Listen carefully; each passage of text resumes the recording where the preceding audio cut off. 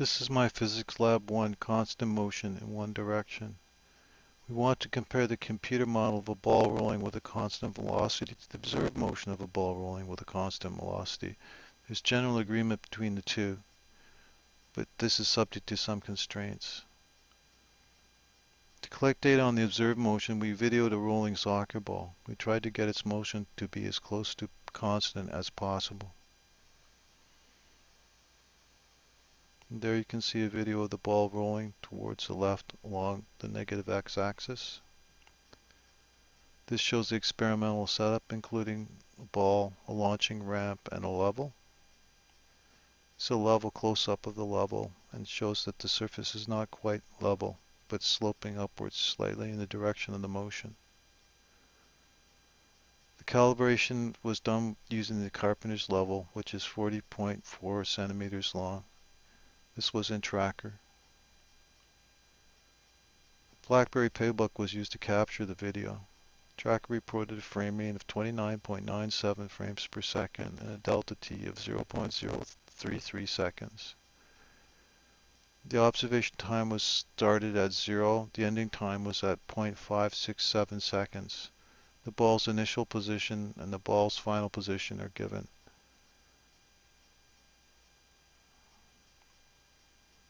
We need to calculate the initial velocity of the ball for the computer model.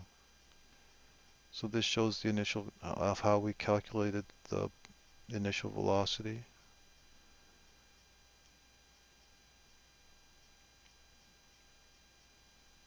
So we found the initial velocity of the ball was minus 1.05 meters per second.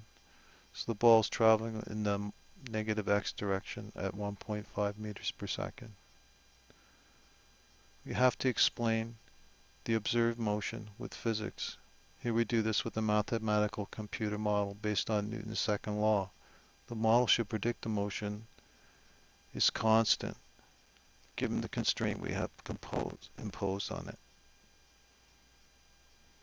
Newton's second law is a fundamental physical law. Mathematically, we do a series of iterations to accumulate the changes in position and velocity to predict the motion.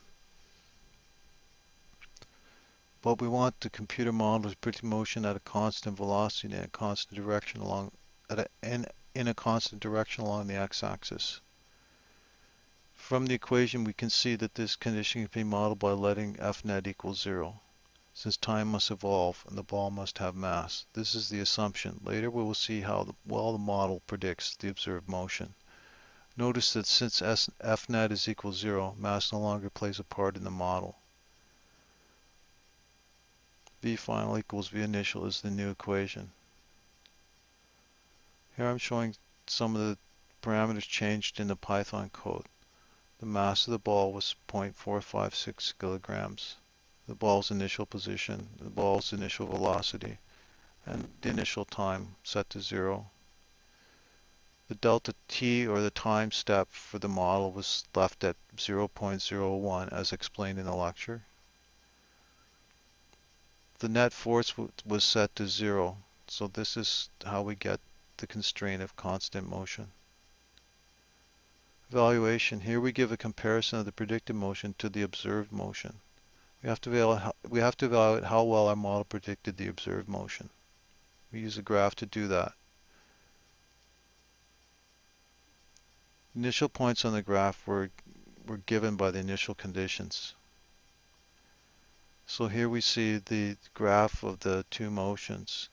The computer model prediction is in red and the observed motion is in blue. Notice that the observed motion deviates slightly from the predicted motion as the time gets nearer to the final time of the motion recorded. Initially they start with the same velocity because we set the initial conditions for that.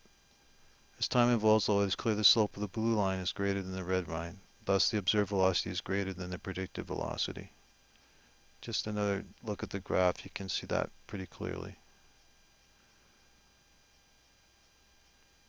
The computer model assumes that the net force acting on the ball is 0, but this is an assumption. We do not know that that is true.